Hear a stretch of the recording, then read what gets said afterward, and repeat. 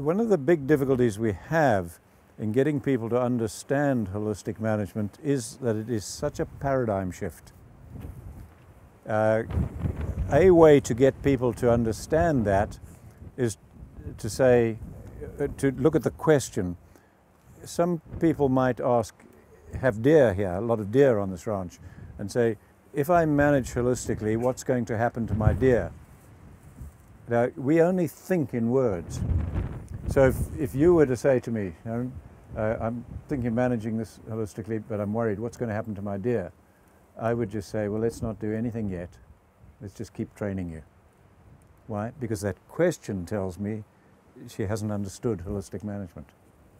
So no point in going into it. When a person understands that once they start managing holistically, the question is, what do you want to happen to your deer? Do you want to increase them? Do you want to decrease them? We'll do it. You see, it's a different question altogether. So it wouldn't be, what's this going to cost me to manage holistically? It's, well, what do you want to do? It's a totally different way of thinking because it's just a decision-making process. So there's no way you can say, well, if I change my decision-making process, how could it cost me a lot of money? Of course it couldn't, unless you decide to spend the money. So the first thing is just learning what it's about.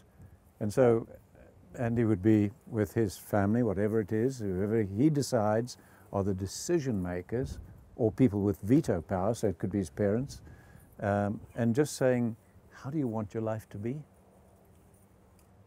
Think deeply. How do you want your life to be? And just write it down. And wow, that's good. If you want to live a life like that, what are you going to have to produce from your resource base? Oil, gas, this ranch, whatever is in this hole. What are you going to have to produce? And it's not money. It's, if part of your quality of life is that you want to be prosperous, then it'll be profit. You'll have to produce profit. So you're not going to take any decision here that's not profitable after this, because you're going to be working towards this, so it'll be profit.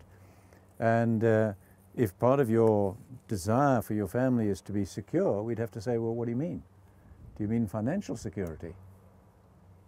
Okay, you do mean that. All right, that means a lot of profit. Now, let's come back to your word security. The more money you have, the more insecure you're going to be, physically. The most insecure people in the world are the rich. They're not the poor. It's the people with more to lose. Okay, so we have to talk. What do you really mean by security? Well, I mean my physical security in this community. Okay, then we need to know that. And it may be leisure time with your family. So it's profit, it's security, it's leisure time. And then the final piece of it, and most of you know this, it would be two parts to it, really, would be the land.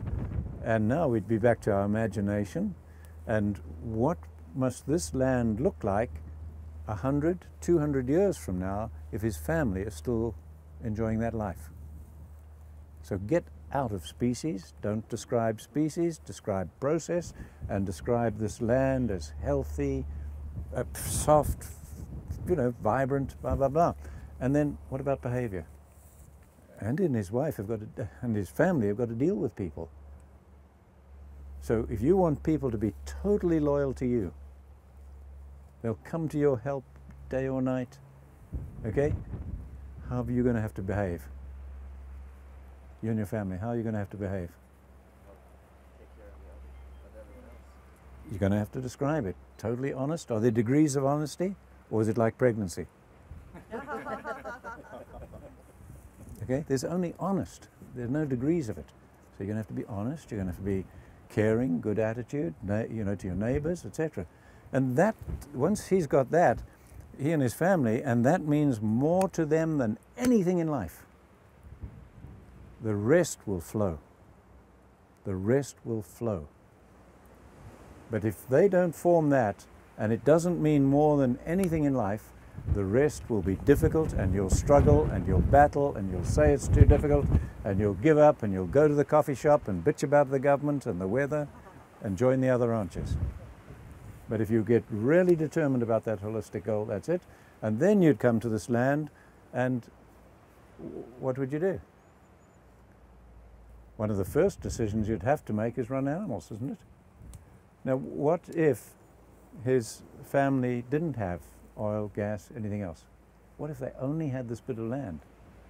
Or what if they said, no, the oil and gas is all going to other investments and security. We're going to develop this from the solar energy right here. So what would you do? If they didn't even have money to buy cattle, what would you do? Call your neighbors and have them bring some cattle. Correct. You'd call your neighbors and sit and brainstorm or whatever and say, okay, I can lease out the grazing. Now, if I'm going to lease out the grazing, would I just let the cattle run anywhere? No, because they'll overgraze plants and you'll continue to rest the land. You've got two things to cure here.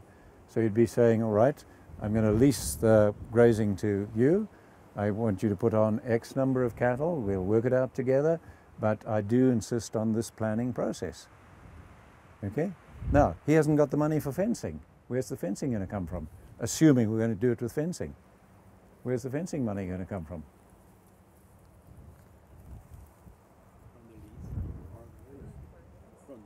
From the lease.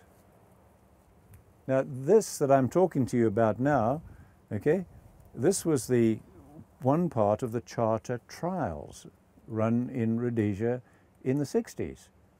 Because I said you can double your stocking rate, you don't even have to spend money, you can generate the money from the land. We did an 8-year trial, and the trial came out more profitable every year. We just generated the money just like we're talking of like this, generated from the land.